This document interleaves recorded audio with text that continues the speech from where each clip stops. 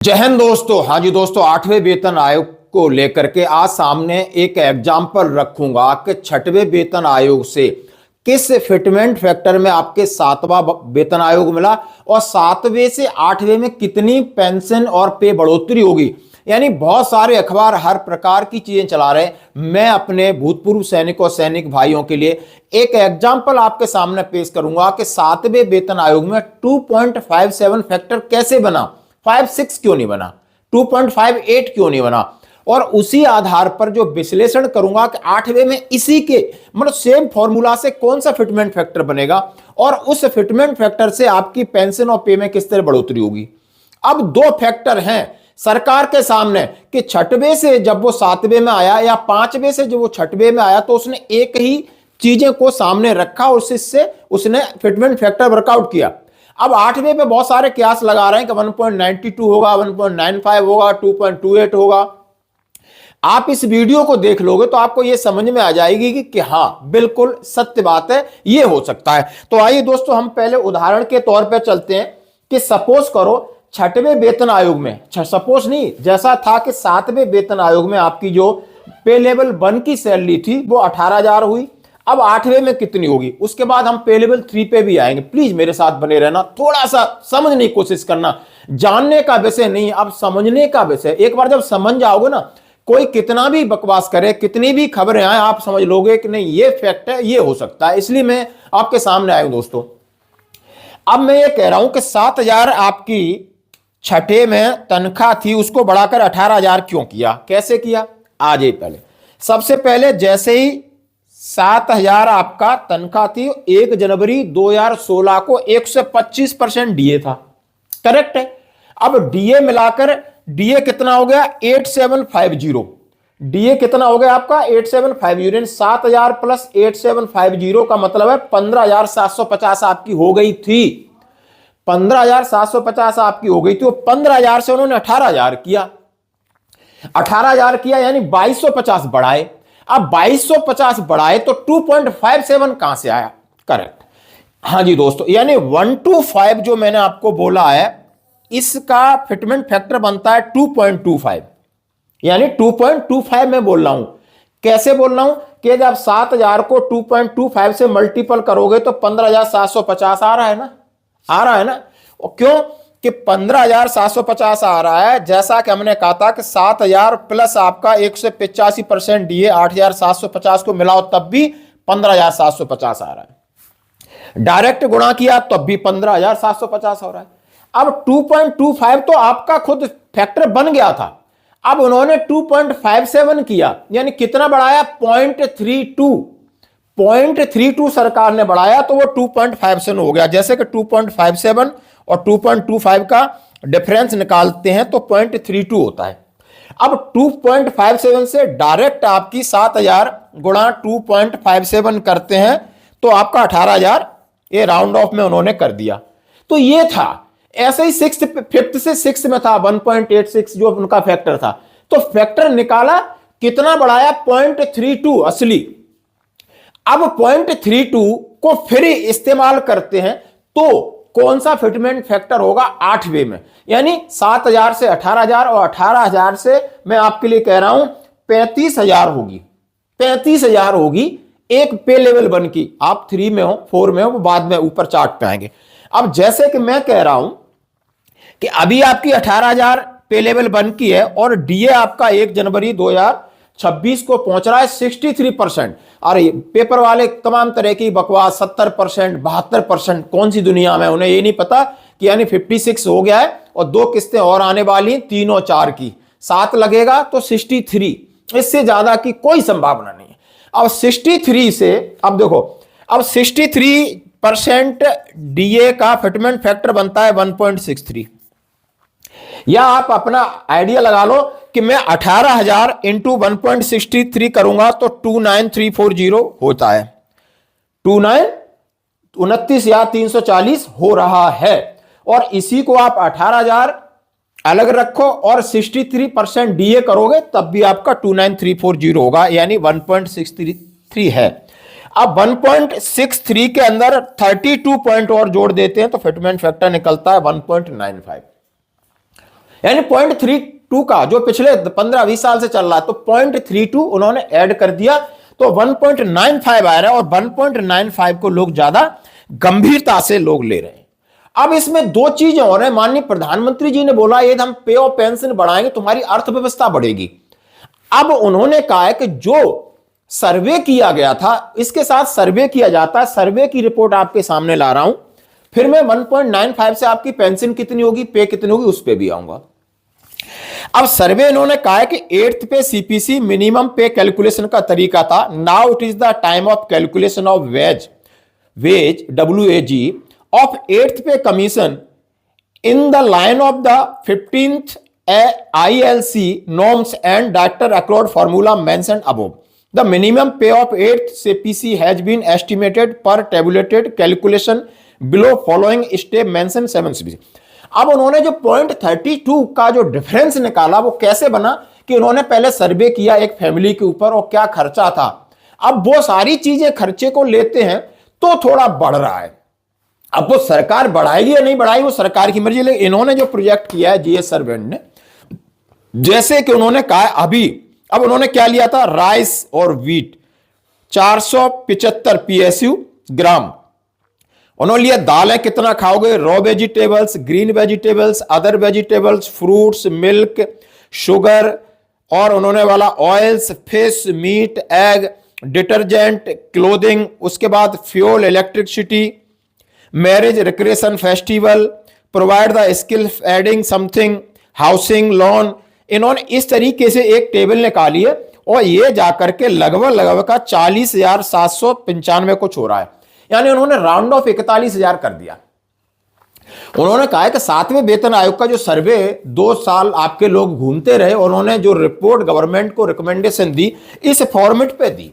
अब इस फॉर्मेट में दी तब आपने निकाला 18,000 निकाला था, और 18,000 निकालने के बाद आपने देखा कि कितना फर्क पड़ रहा है, कितना फर्क पड़ रहा है। 18,000 यानी 15,750 से बढ़ाकर 18,000 किया, और फिटमेंट फैक्टर 2.57, बहुत ज्यादा लग रहा है ना आपको। अब मैं 1.95 की बात कर रहा हूं।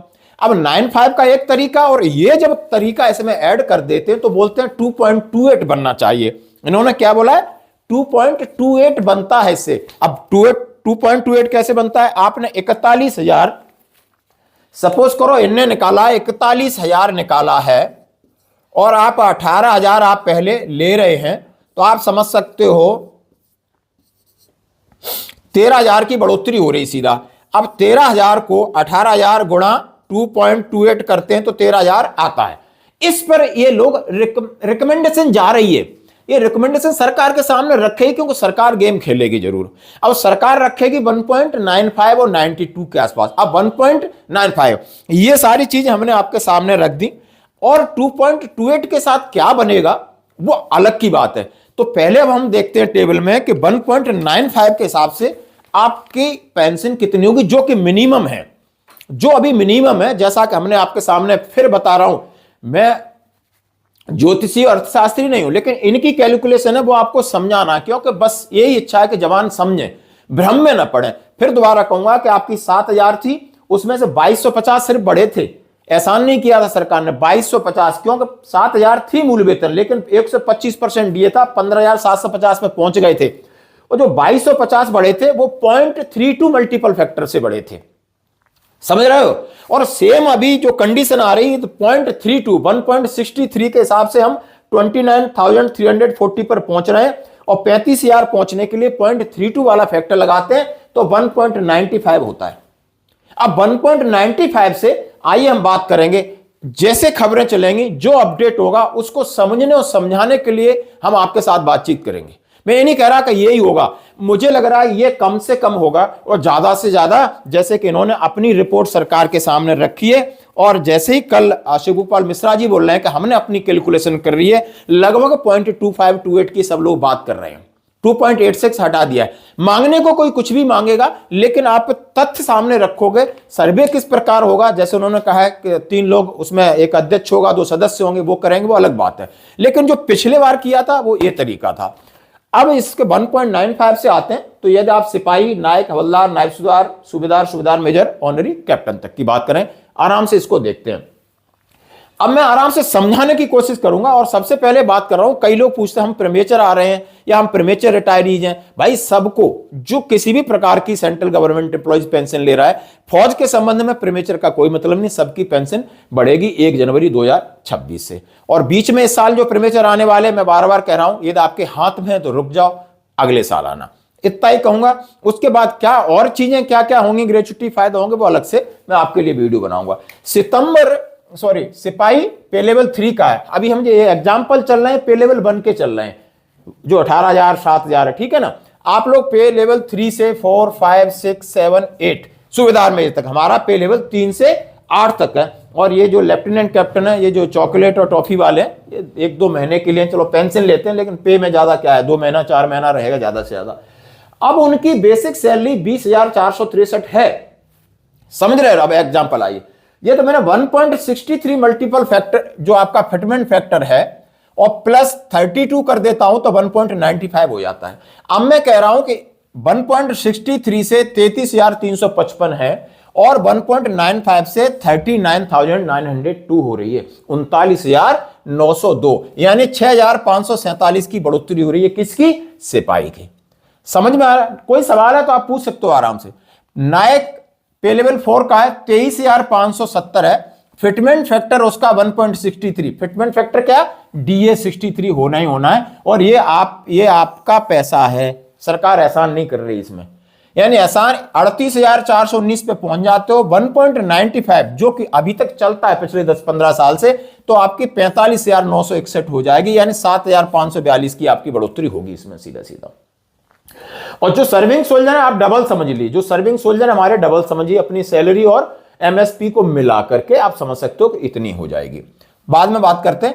अब हवलदार का 24,763 यानी 24,763 और उसका 1.63 से हो जाता है 40,364। डायरेक्ट 1.95 करेंगे तो समझ लो 48,287 यानी 48,287, 7,923 की बढ़ोतरी है, जो कि चलता आ रहा है। और लगभग इसी के आसपास सरकार ज्यादा नहीं देगी, बातें करेगी, लेकिन देने का पता ही आपको।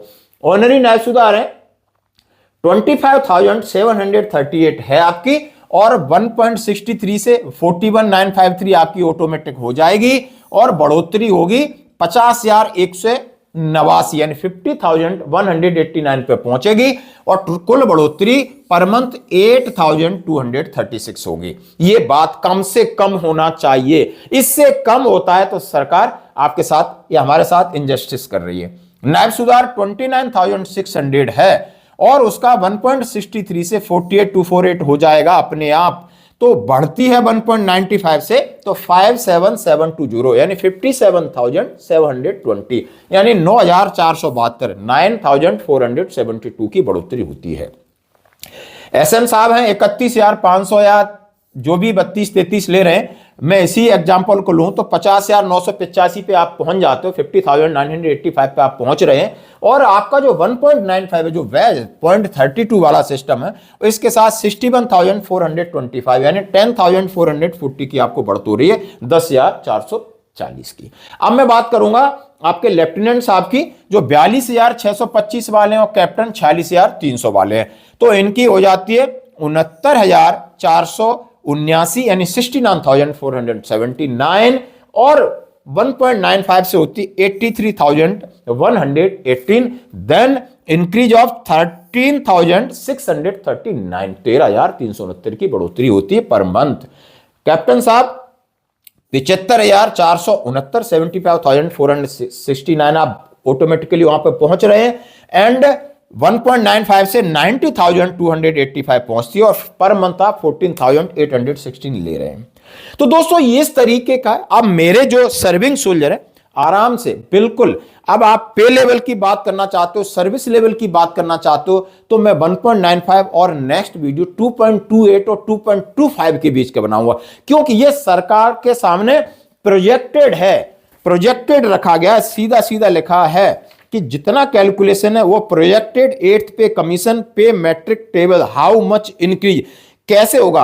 और ये सारे तथ्य इसमें ये 10-11 पेज का है, सारे तथ्य लिए गए हैं। 6th पे कमीशन का तरीका, फिर 6 से 7th में कैसे आप गए, और 7th से 8th में जाएंगे, उसके साथ दो चीजें कंसीडर की जाएंगी कि महंगाई कंसीडर की जाएगी।